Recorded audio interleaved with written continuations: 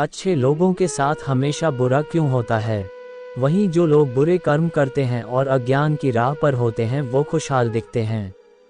श्री कृष्ण ने इसका जवाब गीता में दिया है।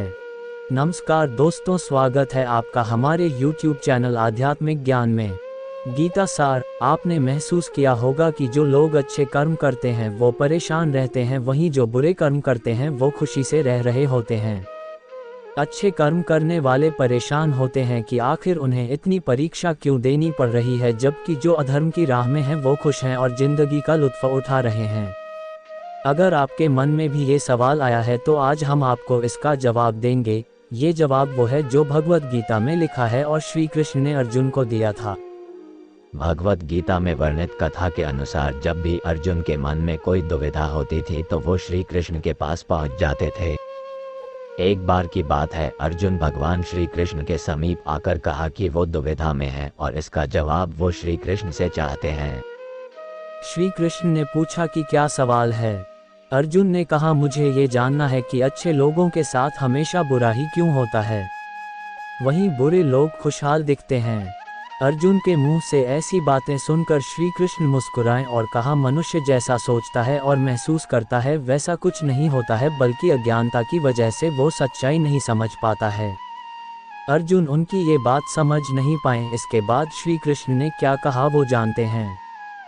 श्री कृष्ण ने अर्जुन से कहा, पार्थ मैं तुम्हें एक कथा सुनाता हूँ, उसे सुनकर तुम समझ जाओगे कि हर प्राणी को उसके कर्म के हिसाब से ही फल मिलता है। प्रकृति हर किसी को अपनी राह चुनने का मौका देती है।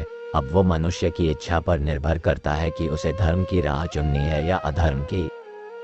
कथा शुरू करते हुए श्री कृष्ण ने कहा, एक नगर में दो पुरुष रहा करते थे। एक पुरुष व्यापारी था जिसके जीवन में धर्म की बहुत महत्ता थी। वो पूजा पाठ में यकीन रखता था।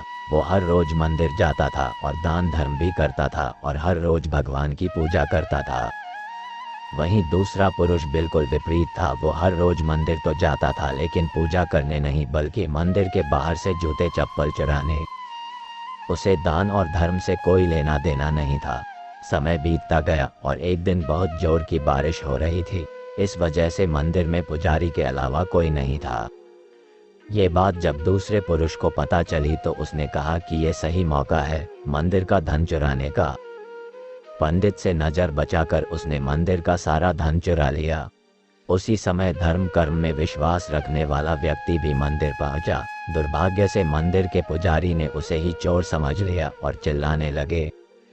वहां लोग एकत्र हो गए और उसे बहुत मारा। किसी तरह वो बचते बचाते वहां से निकला तो दुर्भाग्य ने उसका साथ वहां भी नहीं छोड़ा। मंदिर के बाहर वो एक गाड़ी से टकरा गया और घायल हो गया।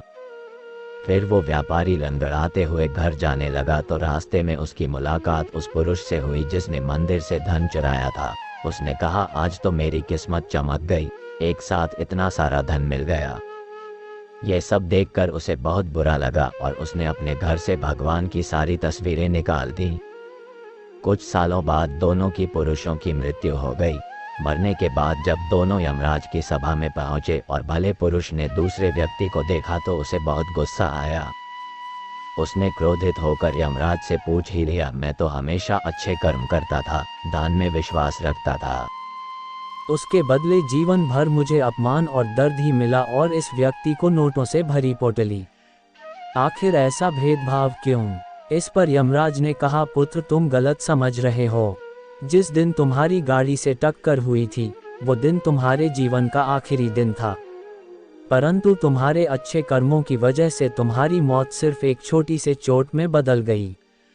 तुम इस दुष्ट व्यक्ति के बारे में जानना चाहते हो। दरअसल इसके भाग्य में राजयोग था, मगर इसके कुकर्मों और अधर्म की वजह से वो सिर्फ एक छोटी सी धन की पोटली में बदल गया। कथा सुनाने के बाद श्री कृष्ण अर्जुन से कहते हैं, पार्थ क्या अब तुम्हें तुम्हारे सवाल का जवाब मिल गया?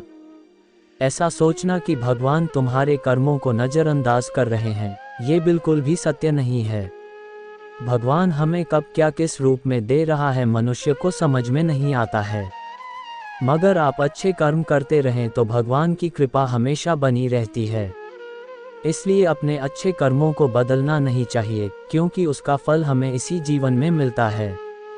इसलिए मनुष्य का फर्ज है कि वो हमेशा अच्छे कर्म करते रहें, क्योंकि श्री कृष्ण ने गीता में भी बताया है कि किसी के द्वारा किया गया कर्म बेकार नहीं जाता है, चाहे वो अच्छा हो या बुरा।